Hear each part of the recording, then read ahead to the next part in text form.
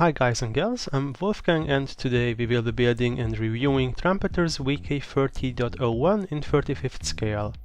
I'm so glad I can finally build something with tracks again. Don't get me wrong, the Lancia 3 Aero was great, but is there anything cooler than tanks? Anyway, let's start with building up the baby tiger. The first thing I do with German World War II tanks is to assemble all the wheels. All of them, and it's boring. That's what happens when you decide to build Jerry stuff. I put in some nice relaxing death metal and powered through it. Pro tip by building them: glue them together, align the parts you need to sand, and you can sand off the excess of the parts in one go. A small complaint about the kit is that the idlers did not fit immediately, and I had to shave off the inside of the middle section a bit to make them fit.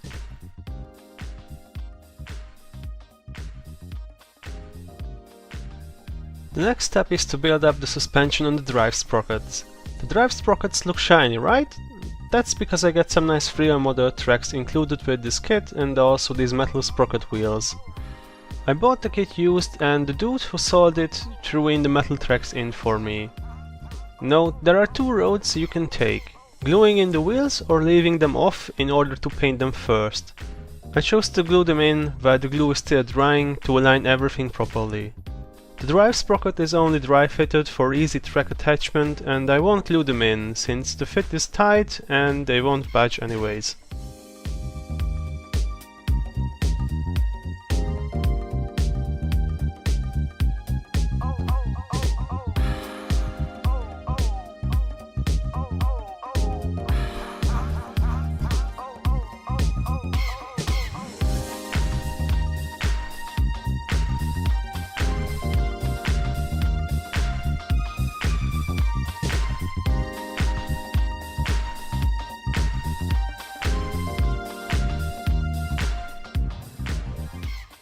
Let me tell you why I call this box of armor the baby tiger.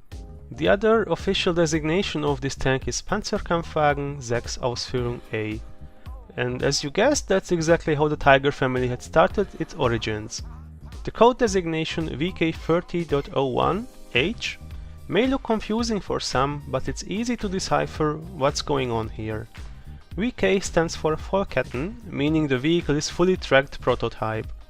30 stands for the weight class, indicating that the vehicle was meant to weigh 30 tons. It came out at 32 tons to be exact. The 01 part indicates that this was the first design for said class, and the letter H stands for Henschel, the company that designed the vehicle.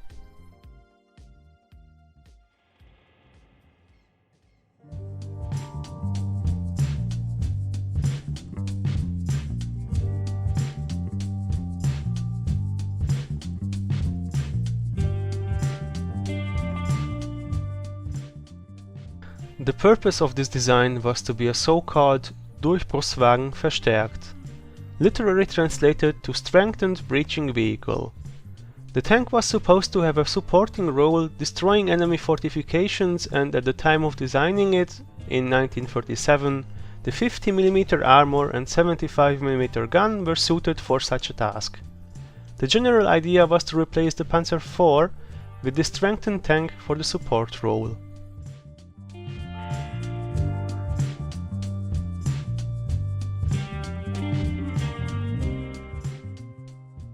Four turreted prototypes were finished by 1942, and two of these were built and repurposed to become the Sturer Emil. These two were lovingly named Max and Moritz. There's the tale about two mischievous brats named Max and Moritz in German culture. Seems fitting for a tank destroyer. Only one of them survived the war and stands at the Kubinka Tank Museum today, flexing 31 kill marks on its 128mm barrel. The other two turreted baby tiger's fate is not known, unfortunately, but we know that 6 turrets were used in the fortification of the Atlantic and Westwall.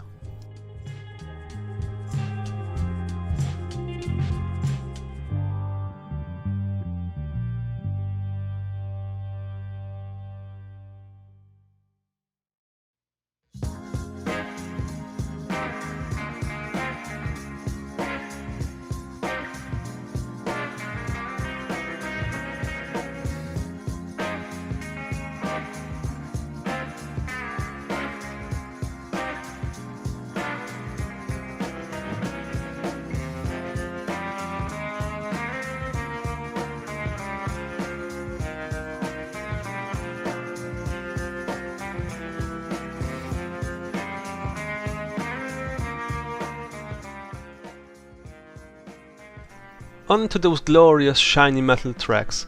It's easy to assemble them compared to the link-to-link plastic tracks newer kits usually have. No gluing needed and you will get a nice natural sag since these things weigh a lot. I use staples to attach them to each other. The square shape of them helps to keep them together through friction and still makes them workable at the same time. Be sure to not clip away the angled part on the last staple, this way you can remove the tracks later on for painting and weathering. Painting them is a different story, but we will get there in a few minutes. Let's start the painting process. Since this was only a test vehicle and the prototypes were ready in March 1942, I opted to go for the German grade theme here.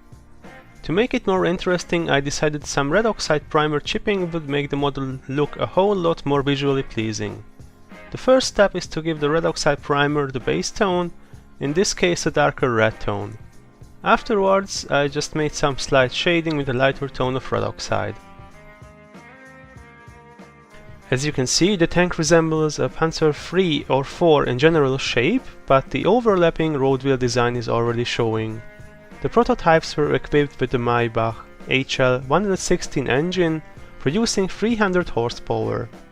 This was enough to reach a top speed of 35 km per hour.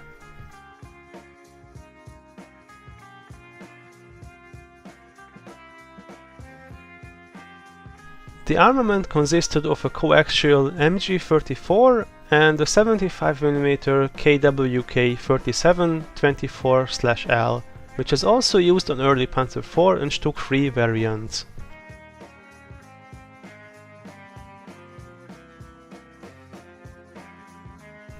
In order to protect the primer paint job, I sprayed a glossy varnish on it and then hairspray as a chipping agent. You can use chipping fluid if you want to, but I found hairspray to be equally efficient. The basic principle is the same. It's a compound that's water soluble and therefore will chip away the paint on top if you start to wash it away with a wet brush.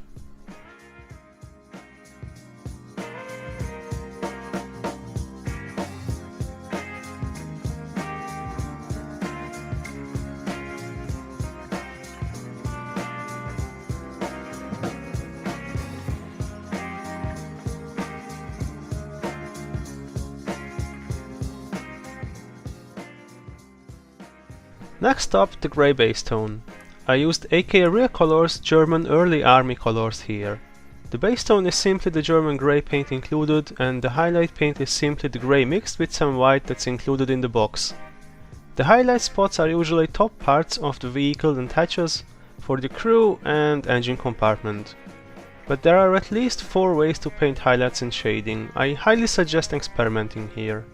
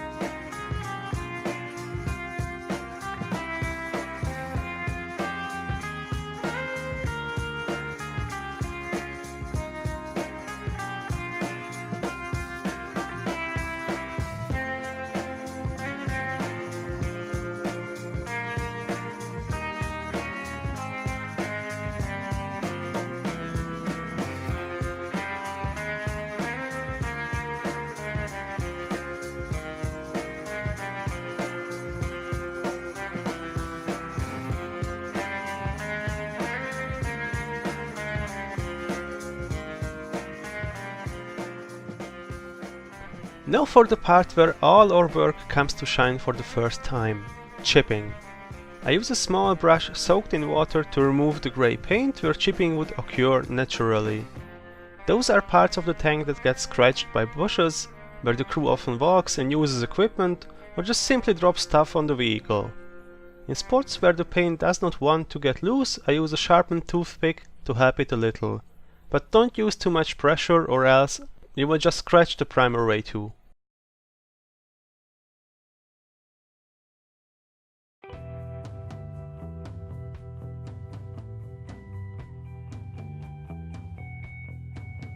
Getting back to the tracks.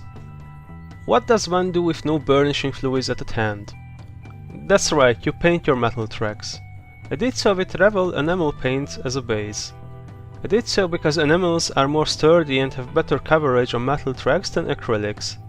Only negative is the drying time. I painted 3 layers and had to wait a whole day between them for the previous one to cure. Then I used different acrylic brown and red tones thinned down to make a sort of rust wash. It's not perfect, but still better than nothing. The next project I have under construction will get the proper track treatment.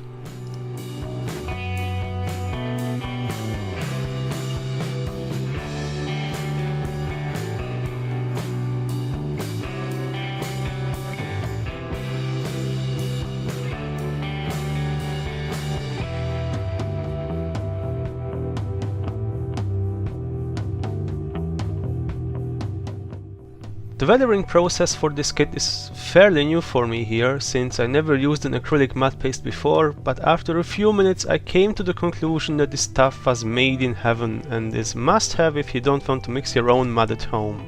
I just put some of the paste on crevices and parts where it would easily get stuck. The whole idea behind my interpretations is that the tank was driven through the test range a lot during March when the ground was still muddy. The chipping is another small detail, since I'm pretty sure the engineers would check on the engine a lot during testing and or replacing parts that were failing during the whole process. Details on the tank tell a story, so thinking about what the purpose and scenario would be is always a good step to create a natural and realistic model. After letting the paste dry for a day, I'm sure it takes a lot less time, but I had other important tank stuff to do, I applied the dry dust on top and edges of the mud to simulate mud that was already dried and partially fallen off the vehicle. Here I use pigments that are thinned down with some tap water to create a dust wash. On most parts I apply tap water on the kit and then the wash, so that it can flow and settle like real dust and mud remains would do on a real tank.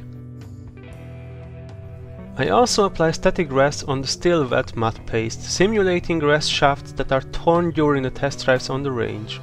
I think it adds a nice little detail, and I will probably do this on most models in the future as well.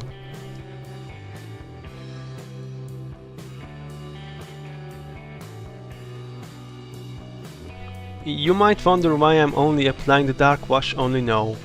Well, I forgot to do so earlier, so here I go. There's nothing special about it, I just add the wash to create some contrast and shadows.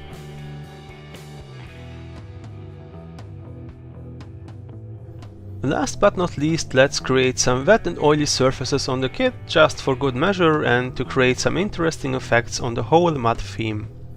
First I used the same dark wash I used to create shadows to make oil stains on the suspension parts on the lower hull and wheels. To make a nice fresh mud effect, I use a glossy varnish on the darker and thicker parts of the earlier applied matte paste. This will give it a nice shine and make it look like there's still a lot of water in the mud. Let's talk about the kit for a while here. It went together fairly easy, nothing too bad was noticeable.